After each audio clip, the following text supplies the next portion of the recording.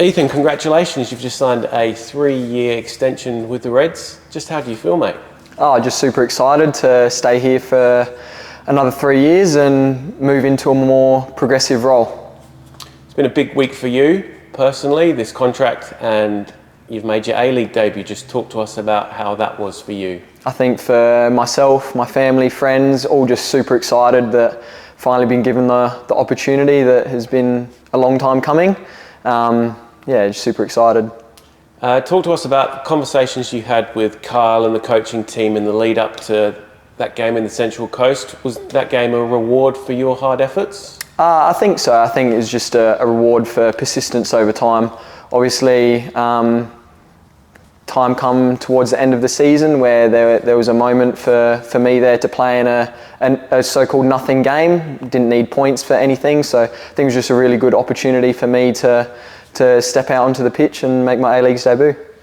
What does the future look like for you? You've got a good relationship with James Delan, but there'll be some competitive edge to your relationship next season. You looking to put pressure on him for the number 1 spot? I think so. I've got a few NPL games left to play this season, so I think if I can pull some good performances out in there and have a strong pre-season, I think there's definitely a chance for a number 1 opportunity come pre-season. I think as well, me and Del have a great relationship, both very competitive, which I think will bring the best out of both of us come pre-season.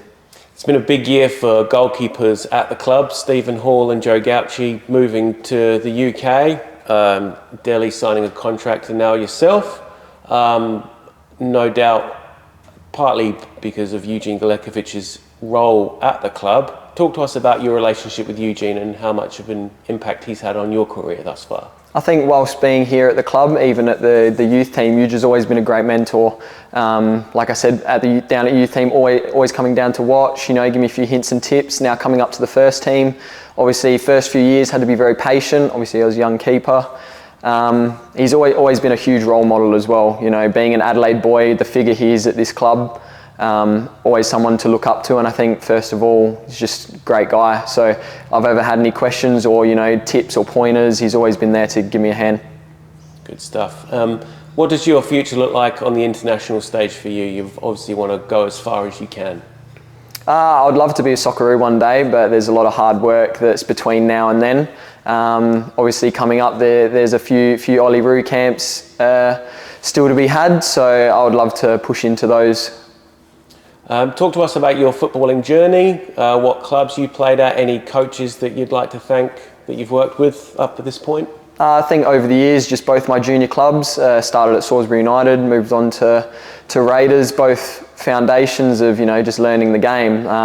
Then moved into the Socceroos and NTC program. So over that time, there's been a lot of coaches, a lot of players who have helped me to develop into the goalkeeper I am now.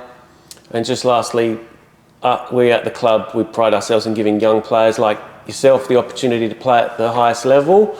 How thankful are you to Carl and the team? Obviously it's thoroughly well deserved, but I guess what message do you have for other young players in the team and around the state as well? I think you can see as soon as Carl came into the first team role, he was willing to give young players the opportunity.